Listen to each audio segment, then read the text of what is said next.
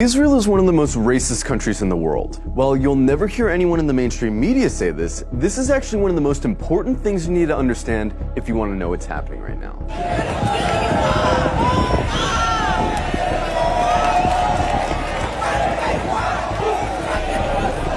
From its inception, the whole idea of Israel as a country was based on racism.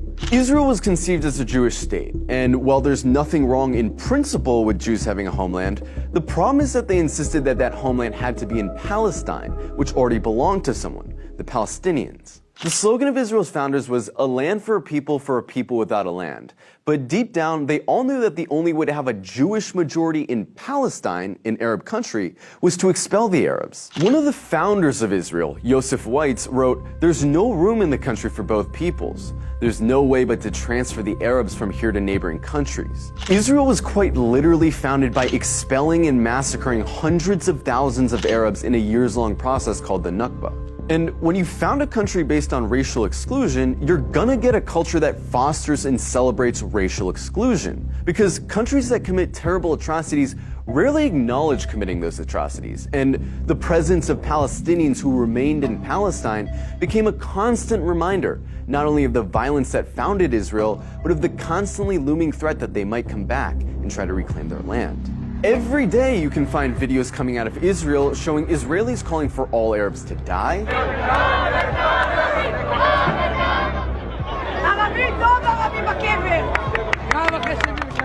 insulting the Prophet Muhammad,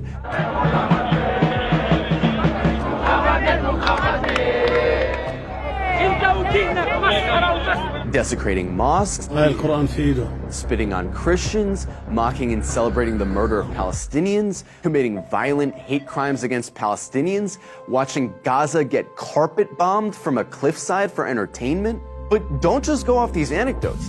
Let's look at some of the polls. One poll found that 2/3 of Israeli teens believe Arabs to be less intelligent, uncultured, and violent. It also found that 50% of Israelis wouldn't live in the same building as Arabs, wouldn't befriend Arabs, wouldn't let their children befriend Arabs, and wouldn't let Arabs into their homes. Another poll found that 60% of Israeli Jews want segregation from Arabs. Another poll found that half of Israeli Jews agree with the statement, "Most Jews are better than most non-Jews because they were born Jews." The poll also found that 88% of Israeli Jews would be disturbed if their son befriended an Arab girl, and 90% would be disturbed if their daughter befriended an Arab boy. This poll found that about half of Israeli high schoolers don't think Arabs should have the right to vote. Another poll showed that almost half of Israeli Jews don't want Arabs teaching their kids. Not only are these views widely held in Israeli society, they're also represented in government, which codifies these sentiments into law. For example, Israel has a law that says if an Israeli marries a Palestinian, or someone from several other regional Arab states, that person isn't allowed to move in with said Israeli.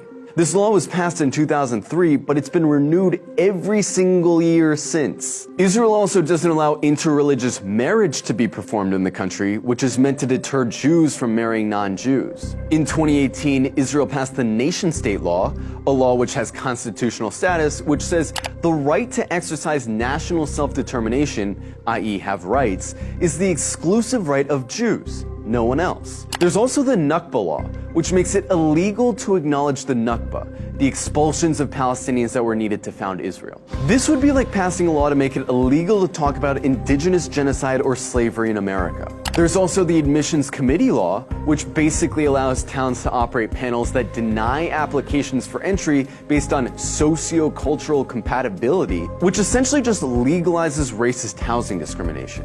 In Israel, advocating genocide of Palestinians doesn't hurt your chances of holding a high position in government. And in fact, in many cases, it helps. In 2014, Israeli lawmaker Ayelet Shaked wrote an unhinged rant on Facebook, calling all Palestinians enemy combatants and saying their mothers should be killed for giving birth to, quote, little snakes. The next year, she was appointed Minister of Justice by Benjamin Netanyahu.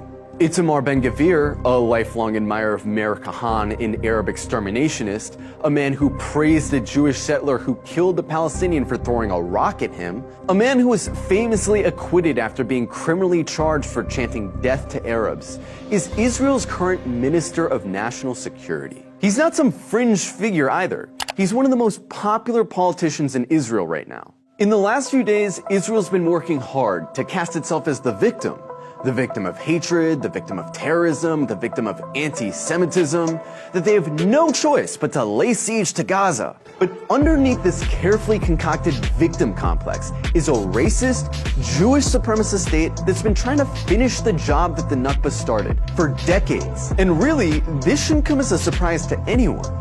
After all, they're literally cutting off water and electricity to a city of 2 million people right now. Their generals talk openly about flattening Gaza and killing the animals, meaning Palestinians. It's obvious their goal is genocide.